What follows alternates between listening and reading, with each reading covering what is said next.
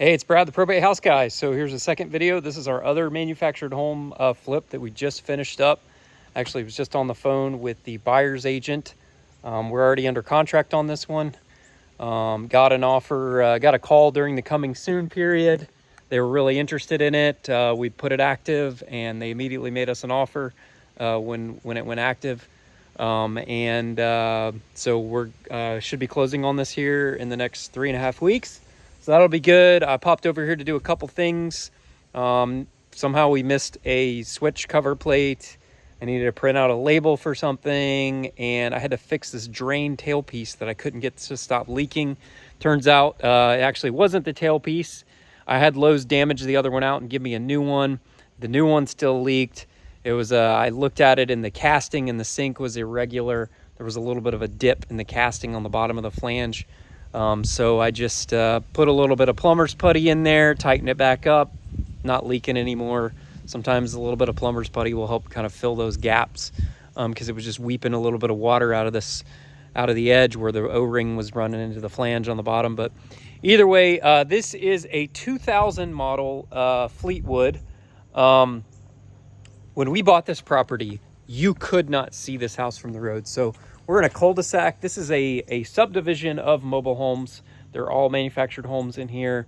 We're in a cul-de-sac in the back of the subdivision. We got a paved driveway here, which is a nice selling point. This was totally overgrown. The bushes over here on this side of the driveway were literally growing out to past my truck. Like, you could only park in this one little spot right here. They're coming to pick up the dumpster today. We ended up, we fixed a bunch of skirting that was damaged. We power washed the house. We repainted the shutters on the outside. I had my power washing guy do a soft wash on the roof. There was a bunch of algae over here, a bunch of overhanging branches and stuff. We trimmed a lot of that back.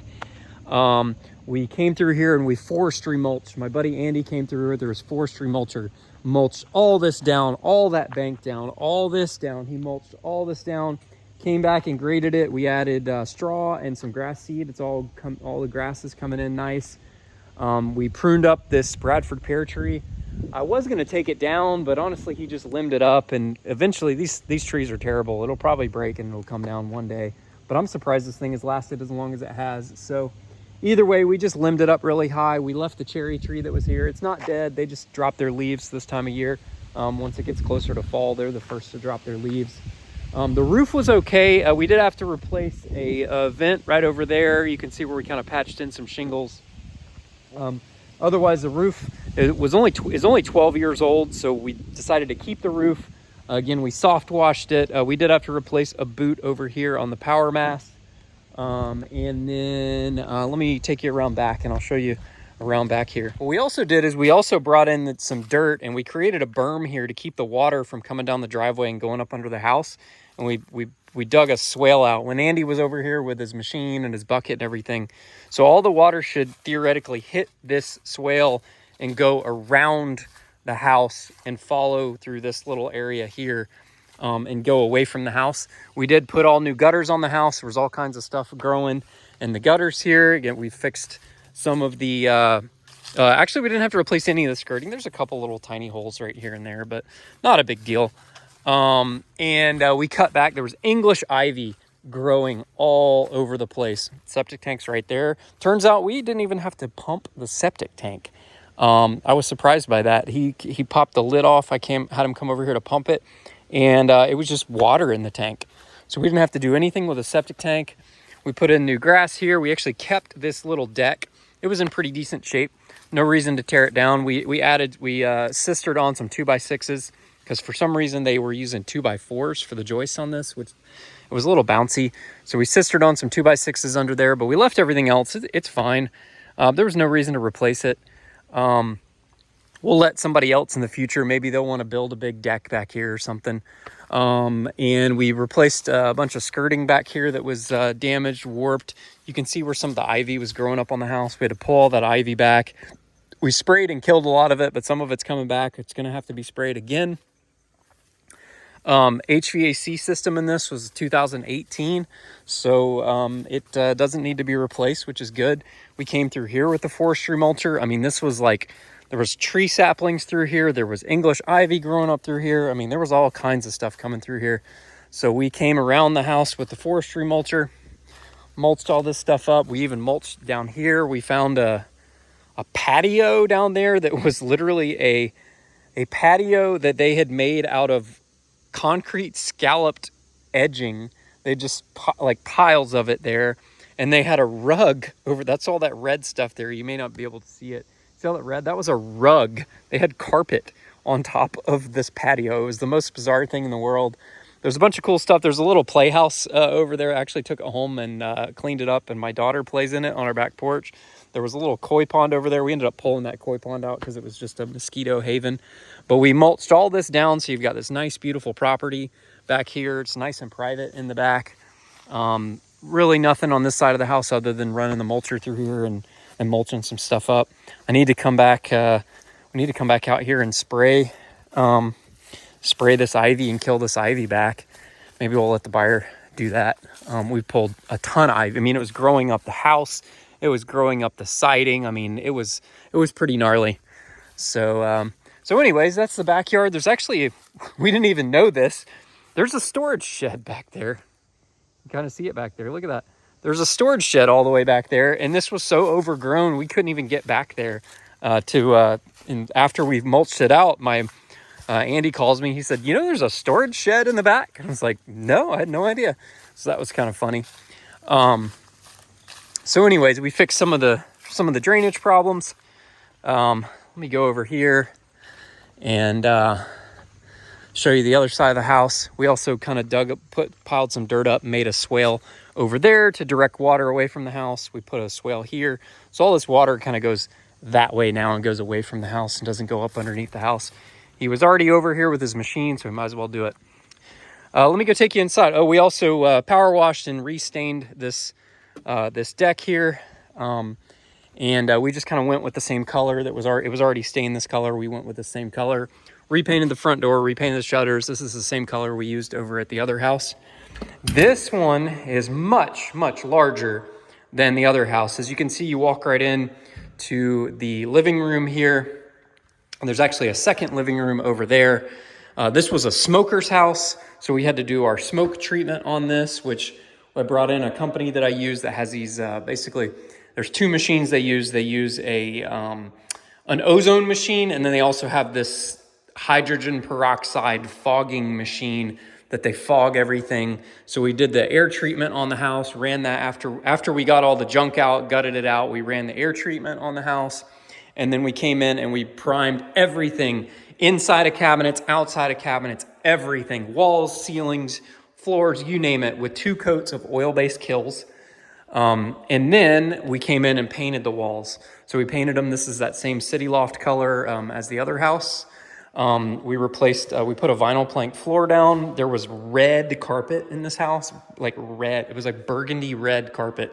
Like there was burgundy red carpet in here. There was a sheet vinyl floor in here that was kind of ugly. And then there was burgundy red carpet in here. And there was red and green striped wallpaper. And those cabinets were dark stained. This room was like a giant dungeon. It was crazy. It was so dark. We put this vinyl plank floor down that looks like hickory. This place has a wood burning fireplace in it. We got that cleaned up, looking really nice. We painted all the cabinets white. We painted all the trim white. We replaced all the light fixtures. Funny enough, this radio still works. It's pretty crazy. Still works. There's speakers throughout the house. There's some there. And anyways, this had a 2-step island like the other house, but because it was so big, what I decided to do is actually have my painter build some trim here and raise it up. And then we put 1 piece of granite across. So you have a 1 big piece island. I mentioned in the other video, this particular house, the cabinets were 22 inches deep as opposed to 24. And I don't understand why, because as you can see, this kitchen is very large to begin with.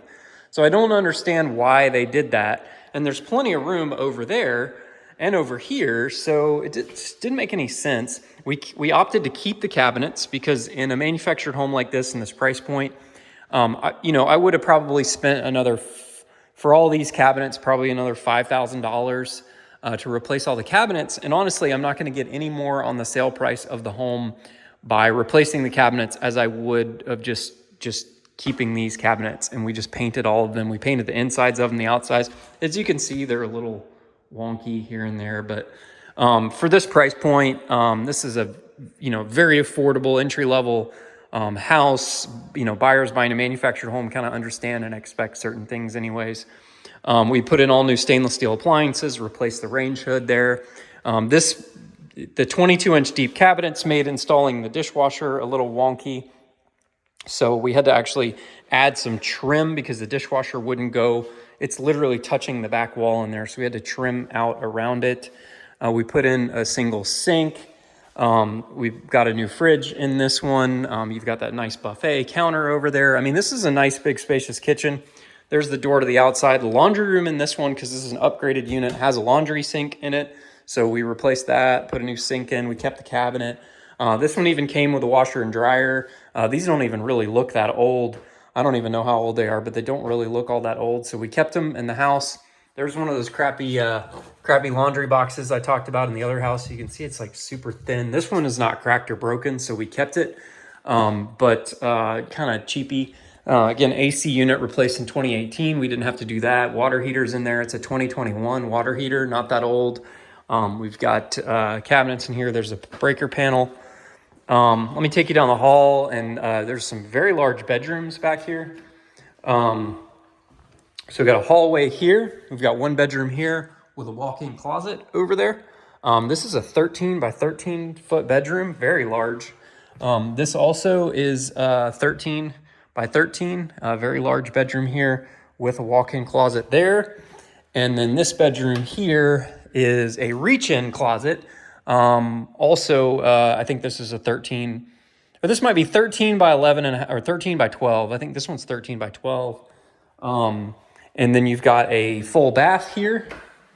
So we kept the vanity, painted the vanity iron ore, and replaced the hardware. We put a granite countertop in here and replaced the fixtures, put a new toilet in. We put a click lock vinyl tile floor in here, and we reglazed the tub in here. For some reason, this house, the tubs and the showers were like this yellow, like not like they were dirty and faded, but they were like yellow, it was ugly. So we painted these white, or we had them reglazed white. I have a guy who reglazes these bathtubs. I think he charges me like $600 for this one and like $600 for the other shower or something. I think it was $1,200 to have them reglazed. We replaced the hardware with new hardware. That goes into the laundry room there. Let me go show you the master suite here. We'll go down the hall here and show you the master suite. Again, we replaced all the receptacles, all the switches in this house. They were all super yellow and gross from the smoke. So all the fixtures, all the switches, everything is all brand new. The wiring was good in the house. No reason to change any of that. This is the master bedroom. This master bedroom is huge. This is 15 by 14. This is a very large master bedroom. So it's 15 feet wide, 14 feet this way. So super large. We put a fan in here. We did have a fan rated box in this bedroom. You got double doors into the master, same tile in here. Got a little makeup vanity kind of thing here with no sink. We've got double sinks over here. Again, we kept the cabinets. This is the original tub. I bought a new fixture. It's in the drawer right here, but I just decided to keep, after my cleaning lady got this clean, it looks nice. So we just kept it. I ended up not changing it out. The garden tub in here came out nice. We reglazed this shower in here white. This is a big shower, 48 by 36. Nice big size walk-in shower here. Replaced the fixtures here with new ones and put a new toilet in here. So new vanity lights, the whole shebang. These are the original mirrors that were in here. We just painted the trim around them, and they were like this ugly brown color. So anyways, we really lightened this place up, made it look super bright and airy. We've got a young couple buying this house. They are newly married, and the gentleman is a firefighter for Cherokee County, and then his wife works for Pickens County. So it's kind of halfway between both of their jobs, and they're first-time home buyers. Their mom, who's the agent I was dealing with, she is a real estate agent, and she's also a flipper too.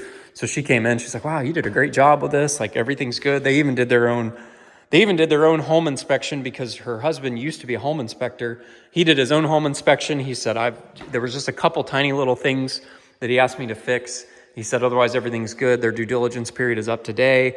They're ready to roll. So they're pretty excited about this, and their son's really excited to buy his first house. By the way, this place, if I didn't mention it, is 2,280 square feet. So almost 2,300 square foot, 4-bedroom, 2-bath, double wide. Super large house, 2,280 square feet, 4-bed, 2-bath, double wide. Huge. On this rehab, I haven't tallied up the final numbers yet, but I should be coming in right around between $45,000 and $50,000 on the rehab for this. I bought this house for $100,000. I will net $100,000 profit on this deal, which is pretty wild. Probably one of my highest profited like flips in this price point ever. We've done some other stuff and made a little bit more money, but for this level of house, for houses basically only selling for I think we're selling it for $272,000. I'll make $100,000 profit. Pretty wild. So anyways, beautiful home. It turned out great. With this one, we also had some title issues as well. There was an old lien situation we had to get worked out. I actually got the replacement titles for this yesterday in the seller's name that sold it to me. He was the original owner of this place. And then I'm waiting on him to send me a power of attorney document via FedEx. I should get it today or tomorrow. And then I can take these new titles, get them transferred into my name. Transfer them into my name. That'll take 7 to 10 days for me to get the new ones in the mail. And then as soon as I get the new ones in the mail, I'll go back to the tag office and actually retire the titles, give them back to them through the title retirement process. We should be able to get all that completed by closing and get this thing settled out. So thanks for checking out this video in this house. Stay tuned for the next one. See you, bye.